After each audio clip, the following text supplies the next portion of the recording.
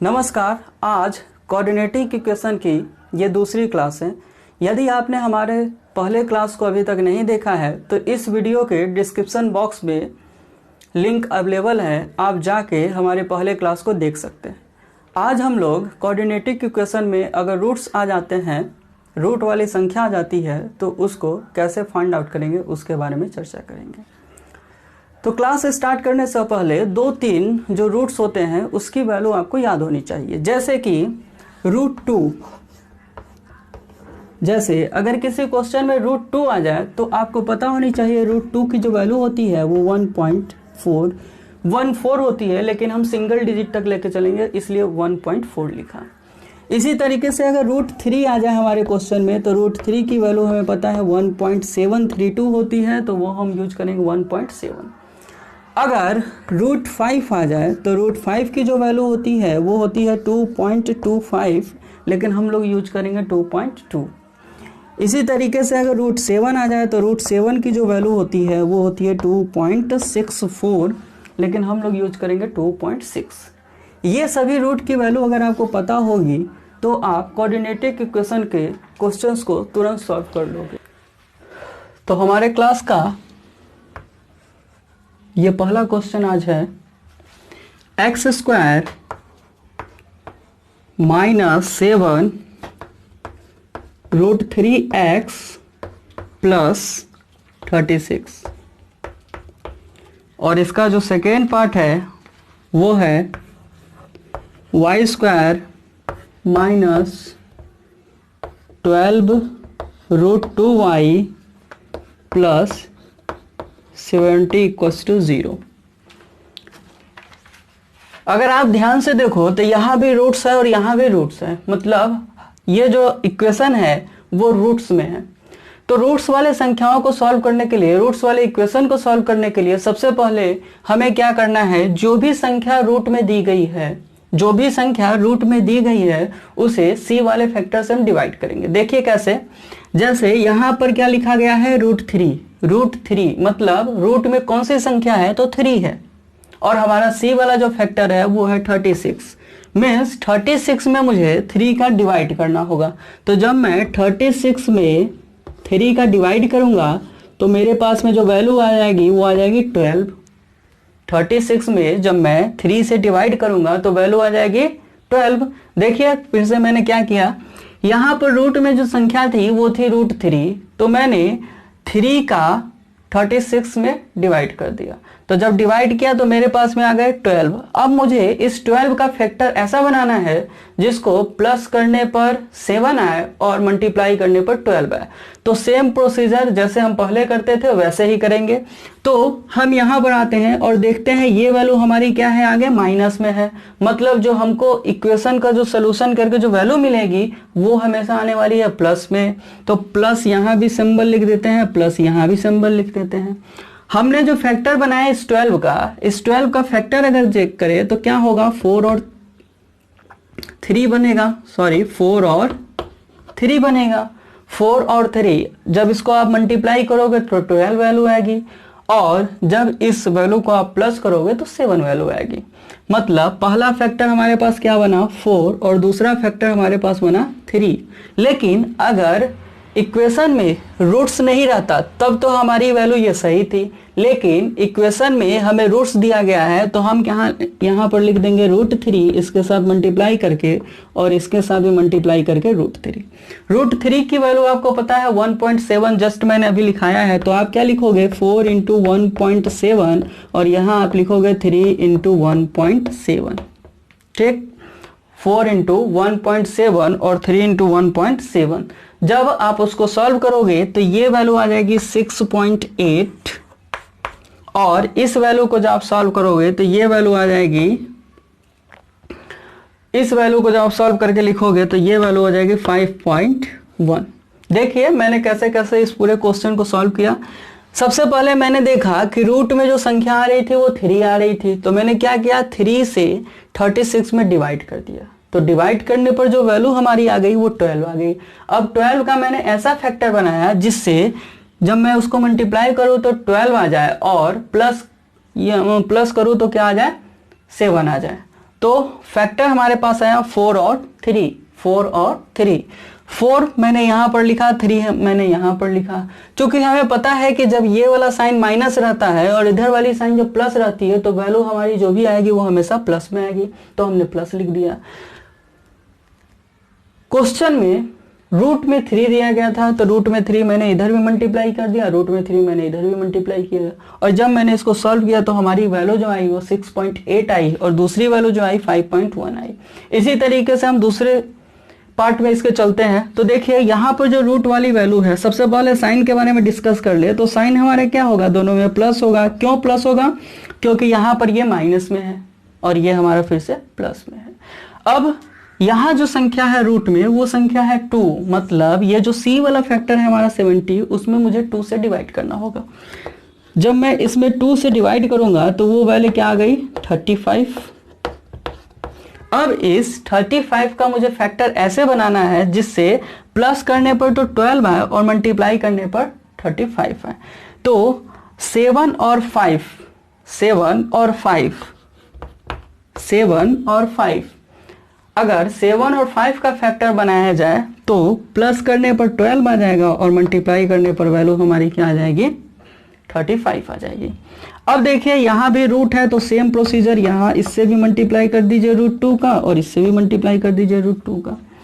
ये जो वैल्यू है 7 इंटू √2 की वैल्यू 1.4 होती है और 5 इंटू यहाँ पर 1.4। जब आप इसको सॉल्व करोगे तो ये जो वैल्यू आएगी वो आ जाएगी 10.4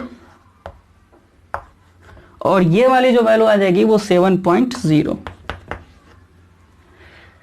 यहां मैं लिख दे रहा हूं 10.4 और ये वैल्यू जो है वो 7.0 आ जाएगी। अब अगर कंपेयर किया जाए तो 10.4 जो है वो 6.8 से क्या है, 10.4 जो है वो 6.8 से ग्रेटर देन है, मतलब y की वैल्यू x से ग्रेटर देन है। यहां भी कंपेयर कर लेते हैं। 10.4 जो है वो इसकी वैल्यू जो हमने लिखा था 5.1 उससे क्या है, वो ग्रेटर देन है। और सेकेंड वैल्यू जो हमारी आई है वो आई है 7.0। देखिए मैंने यहां पर लिख दिया है, अगर आपको नहीं दिख रहा हो तो ऊपर भी मैंने ये वैल्यू लिखी हुई है 7.0। इस 7.0 को जब मैंने x से कंपेयर किया तो वैल्यू ग्रेटर देन है और दूसरे वाले x की वैल्यू से जब मैंने कंपेयर किया 5.1 से तब भी ये वैल्यू ग्रेटर देन है। अतः मैं कह सकता हूं कि इस इक्वेशन का जो सोल्यूशन होगा वो होगा जिसमें हमारा ऑप्शन होगा y is greater than equals to x, y is greater than equals to x। यहां मैं लिख दे रहा हूं y is greater than x, sorry equals to नहीं होगा क्योंकि दोनों वैल्यू हमारी क्या है, ग्रेटर देन है। इक्वल्स टू नहीं होगा, y is greater than x।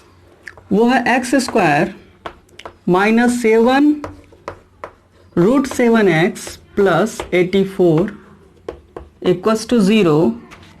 और जो दूसरी क्वेश्चन है इसी का दूसरा जो पार्ट है वो y² 5 √5y plus 30 equals to 0, ये इसका दूसरा पार्ट है।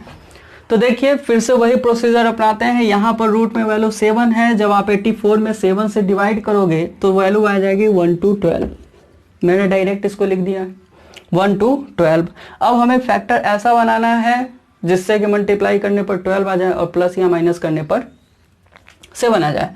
तो चलिए फैक्टर बनाते हैं इसका। जब फैक्टर हमने इसका बनाया तो हमारे पास में आ गई वैल्यू, ये भी वैल्यू प्लस में होगी, ये भी वैल्यू प्लस में होगी क्योंकि साइन हमारा क्वेश्चन में क्या है, माइनस में है।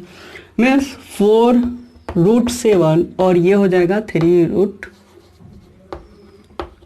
√7।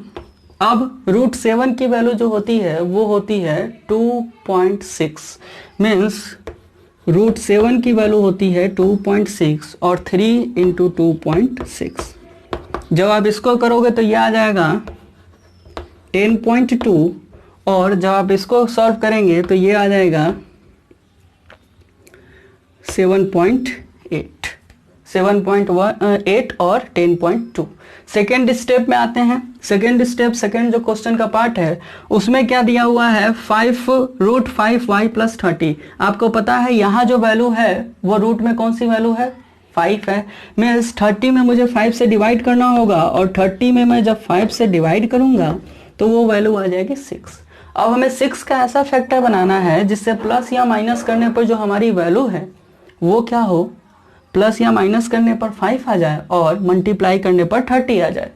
तो हमने दो फैक्टर इसका बना लिया, 3 और 2 का। यहाँ पर देखिए अगर साइन की बात किया जाए तो यहाँ भी माइनस है और यहाँ प्लस है, तो हमारी जो वैल्यू आने वाली है दोनों वो किस में आने वाली है, प्लस में आने वाली है। और इसका फैक्टर मैं 6 का लिख सकता हूँ, 3 और 2 फैक्टर बनेगा। मतलब यहाँ पर मैं लिखूंगा 3, रूट में जो संख्या है उसको लिखूंगा √5। इसका फैक्टर मैं लिखूंगा 2 और रूट में 5। अब देखिए √5 की वैल्यू जस्ट मैंने आपको इस क्लास के स्टार्टिंग में लिखा दिया है, 2.2 होती है। मतलब 3 × 2.2 और यहाँ हो जाएगा 2 × 2.2। जब आप इससे मल्टीप्लाई करोगे तो 6.6 आ जाएगी वैल्यू, और इससे मल्टीप्लाई करोगे तो 4.4 आ जाएगी वैल्यू। अब यदि आप कंपेयर करो तो x की वैल्यू जो है वो दोनों केस में ग्रेटर देन है। यहाँ 10.2 है और 7.8 है, लेकिन यहाँ पर 6.6 है और 4.4 है। मतलब x की वैल्यू जो है वो ग्रेटर देन है किससे, y की वैल्यू से। मतलब हम लोग कह सकते हैं y is less than x। इसका मतलब क्या हुआ, x जो है वो बड़ा है y की अपेक्षा। अब हम लोग देखेंगे कि अगर दो इक्वेशन दे दिया जाए ax + by = c के फॉर्म में, तो आप उसको कैसे सॉल्व करोगे। लेकिन उससे पहले देखते हैं कि आप लॉन्ग प्रोसेस से इस सारे क्वेश्चन को कैसे सॉल्व करते हो। जैसे कि 2x + 5y = 6 है। 2x + 5y = 6 है। और दूसरा इक्वेशन है 5x + 11y = 9 है। 5x + 11y = 9 है। अब आप में से मैक्सिमम स्टूडेंट क्या करते हैं, या तो फिर x की वैल्यू को सेम करने की कोशिश करेंगे या y की वैल्यू को सेम करने की कोशिश करेंगे। तो चलिए मैं उसी मेथड से पहले लगाता हूं। तो मैं सबसे पहले x की वैल्यू सेम करने की कोशिश करता हूं। तो मैंने इसको बना दिया इक्वेशन नंबर 1 और ये हो गया इक्वेशन नंबर 2। तो मैं पहले इक्वेशन में क्या करूंगा, 5 से मल्टीप्लाई करूंगा और दूसरे इक्वेशन में मैं 2 से मल्टीप्लाई करूंगा। जब मैं पहले इक्वेशन में 5 से मल्टीप्लाई करूंगा तो वैल्यू आ जाएगी 10x + 25y = 30। और जब मैं दूसरे इक्वेशन में 2 से मल्टीप्लाई करूंगा तब जो वैल्यू आएगी वो आ जाएगी 10x + 22y = 18। अब आप क्या करोगे, अब आप इन दोनों इक्वेशन को घटा दोगे। तो जब आप वैल्यू को घटाएंगे सब्सट्रैक्ट करने पर या घटाने पर तो जो वैल्यू आ जाएगी, ये देखिए साइन चेंज होकर ये माइनस हो जाएगा, ये माइनस हो जाएगा और ये माइनस हो जाएगा। तो जब आप इसको इससे माइनस किए तो ये कट गए आपस में, और ये वैल्यू क्या हो जाएगी 3y = 30 में से 18 जाएगा तो 12। तो y की वैल्यू जो हमारी हो गई वो आ गई 4। और इस y की वैल्यू आप फिर से क्या करोगे, इक्वेशन फर्स्ट में रखोगे तो जो x की वैल्यू फाइंड आउट होगी वो हो जाएगी 2x + 20 = 6 मीन्स 2x = हो जाएगा -14। तो x की जो वैल्यू आएगी वो हो जाएगी आपको -7। तो यहाँ पर जो x की वैल्यू आ गई वो आ गई -7 और जो y की वैल्यू आ गई वो आ गई 4। लेकिन जो ये वैल्यू है वो निकालने में आपको 5 से 10 मिनट लग जाएंगे, मतलब मैक्सिमम 5 मिनट तो लग ही जाएंगे। तो अब मैं बताने वाला हूँ आपको वो ट्रिक जिससे आप इस वैल्यू को तुरंत ही कैलकुलेट कर लो। तो चलिए मैं बताता हूँ आपको इसको सॉल्व करने का शॉर्ट ट्रिक। तो देखिए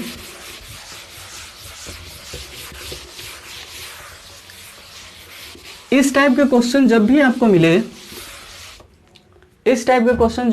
मिले, तो आप क्या करो, इस डिजिट का मल्टीप्लाई y वाला जो कोफिशिएंट है उसका मल्टीप्लाई c के साथ और माइनस के साथ ये जो कोफिशिएंट है इसका मल्टीप्लाई इसके कोफिशिएंट के साथ।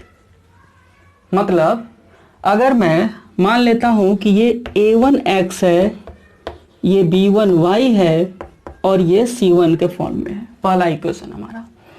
दूसरा इक्वेशन जो है वो a2x + b2y equals to C2 के फॉर्म में है। तो जब मैं x की वैल्यू कैलकुलेट करूंगा, x की वैल्यू जब मैं कैलकुलेट करूंगा तब मैं क्या लिखूंगा, B2C1 माइनस C2B1 अपॉन में A1B2 माइनस B1A2। यहां से मुझे x की वैल्यू तुरंत मिल जाएगी। ठीक, ये कोफिशिएंट के फॉर्म में है इसलिए आपको देख के थोड़ा टफ लग रहा होगा, लेकिन विश्वास मानिए बहुत इजी है। तो चलिए स्टार्ट करते हैं, इसी मेथड को अप्लाई करते हैं अपने क्वेश्चन में। इसको आप एक पेज पर लिख लीजिए, B2C1 माइनस C2B1 अपॉन में B2 माइनस B1A2। ठीक, तो स्टार्ट करते हैं इस क्वेश्चन को सॉल्व करना इसी फॉर्मूले पर। तो देखिए ये A1 है, ये B1 है और ये C1 है। ये हमारा A2 है, ये हमारा B2 है और ये हमारा C2 है। मैं लिख दे रहा हूँ, ये हमारा A1 है, ये वैल्यू B1 है और ये वैल्यू हमारी C1 है। ये वैल्यू हमारी A2, ये वैल्यू हमारी B2 और ये वैल्यू हमारी C2। तो आपको पता है B2C1 है, B2C1 है, मतलब मैं B2 और C1 को जब मल्टीप्लाई करूंगा x की वैल्यू के लिए तो कितनी वैल्यू आ जाएगी, 66। 11 इंटू 66 माइनस C2B1 है, C2 और B1 मतलब 9 को मल्टीप्लाई करना है 5 से, तो 9 5 जा 45, तो ये हो गया 45 अपॉन में जो A1A2 है, मतलब सॉरी A1B2 है, मतलब यहाँ पर A1 की वैल्यू है 2 और B2 की वैल्यू है 11। 11 इंटू 2 करने पर हमारी वैल्यू आ जाएगी 22 माइनस B1A2। B1 कौन सी वैल्यू है, तो B1 जो हमारे पास में है वो है 5 और A2 हमारे पास में है 5, मतलब यहाँ पर हो जाएगा 5 इंटू 5 25। अब देखिए जैसे ही आप इसको घटाओगे ये आ जाएगी 21 और ये आ जाएगा -3। जब आप इसको सॉल्व कर दोगे तो ये हो गया -7। अब x की वैल्यू आपके पास में आ गई -7 है। अब इस x की वैल्यू आप किसी भी इक्वेशन में रख के y की वैल्यू कैलकुलेट कर सकते हो। तो देखिए x की वैल्यू हमारे पास में आ गई -7, तो y की वैल्यू हमको कैलकुलेट करना है, तो -7 इंटू 2 ये हो जाएगा 14 और प्लस 5y इक्वल्स टू 6। जब ये वैल्यू उधर जाएगी तो ये प्लस में हो जाएगी, मतलब 20, और y की वैल्यू अगर मैं निकालूंगा तो 20 अपॉन में 5 तो क्या हो गया 4। ठीक, यहाँ पर x की वैल्यू क्या आ गई -7 और y की वैल्यू क्या आ गई 4। ठीक है,